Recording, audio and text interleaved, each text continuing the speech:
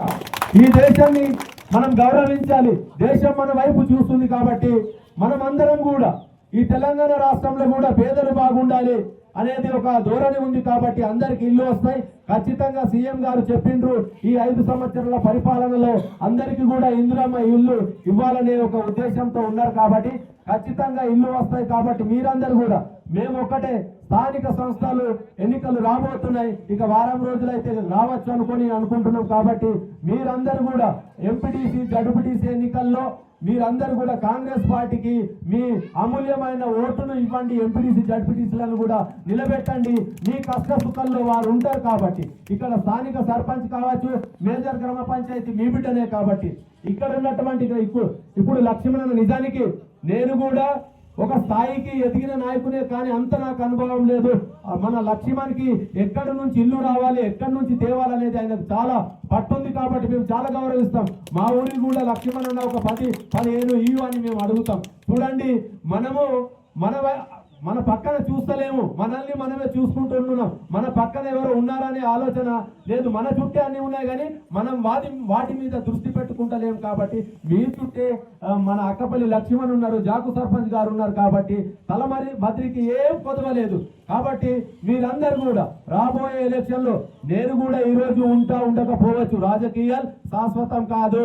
మాకు తలమద్రి ప్రజలకు ఉన్నటువంటి మేమేం సంపాదించుకోవాలంటే మానవత్వం. ప్రతి ఒక్కరు ఒకసారి 5 సంవత్సరాలు ఇంకొకరు సర్పంచ్ కావచ్చు, ఇంకా 5 సంవత్సరాల తర్వాత ఇంకొక సర్పంచ్ కావచ్చు, ఎంపీటీసీ కావచ్చు. ఇవి తాత్కాలికంగా మాత్రమే. ప్రభుత్వాలు వస్తాయిపోతాయి. 10 సంవత్సరాలు టీఆర్ఎస్ ఉంది, ఇప్పుడు కాంగ్రెస్ ఉంది. కాబట్టి వీటిని దృష్టిలో ఉంచుకొని వానికి ఏంది, వాడేంది, వీడేంది, ఆమె ఏంది ఇట్లా అనే మాటలు మానుకోండి. మనం మనుషులం, ఒకసారి పుట్టం. మానవత్వాన్ని పెంచండి. మన మధ్యలో ఉన్నటువంటి రిలేషన్, మన మధ్యలో ఉన్నటువంటి బంధుత్వాలు రాజకీయంతో దూరం అవుతాయి. కాబట్టి బంధుత్వాలను దూరం చేయకండి, రాజకీయాలను దూరం ఉంచుకోండి. మీకు పని కావాలి.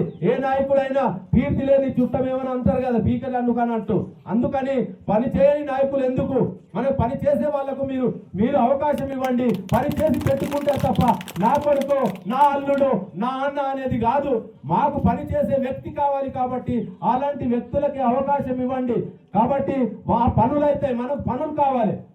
ప్రజలతో నేను ఎప్పటికీ మా నాయకులకు చెప్తుంటా, నాయకులతో జనాలకు ఇబ్బందులు రాకూడదు. నాయకులతోటి జనాలకు ఇబ్బందులు, జనాల పని కావాలి. మనకు సీటు ఉన్నా లేకున్నా మనం జనాల మధ్య ఉండాలి. జనాల సాధక బాధకాల్లో ఎంఆర్ ఆఫీస్ కానీ పోలీస్ స్టేషన్ కానీ పిలిచిన వెంటనే పోవాలనే ఆలోచన నాకుంటది. కాబట్టి మీరందరూ కూడా ఏం జరిగినా ఊకనే మనల్ని మన చిన్న కులాలు ఏం చేస్తాయంటే అక్కడ పోలీస్ స్టేషన్ ఉరుకుతారు. ఇక్కడ స్థానిక సర్పంచ్లు ఉంటారు, ఇక్కడ వార్డు మెంబర్లు ఉంటారు, లేకపోతే కొంతమంది నాయకులు ఉంటారు. అలాంటి వాళ్ళను సంపాదించండి. నాయకులకు కూడా విజ్ఞప్తి చేస్తున్నా, ఒక్కొక్క నాయకులు ఎలా ఉంటారంటే ఏమనుకోవద్దు, ఇది చెప్పకపోతే జనాలకు తెలియదు. ఏం చేస్తే నేను చూస్తావై మాట్లాడుతుంటారు, 5,000 10,000 నీకు మాట్లాడతారు, జేబులు వేసుకొని బయట అవుతారు. కేసు అలాగే ఉంటది. అట్లాంటివి కూడా జరుగుతాయి. కాబట్టి నాయకులు అనేది కూడా అంత ఈజీ కాదు. మనం గ్రహించాలి ఎవరితో పని అవుతుంది. మీరు ఎవరైనా ఇల్లు ఇప్పిస్తామనో లేకపోతే కళ్యాణ లక్ష్మి ఇప్పుడు కాన్సెంట్ ఎవరికి తీసుకోవాలి? సర్పంచ్.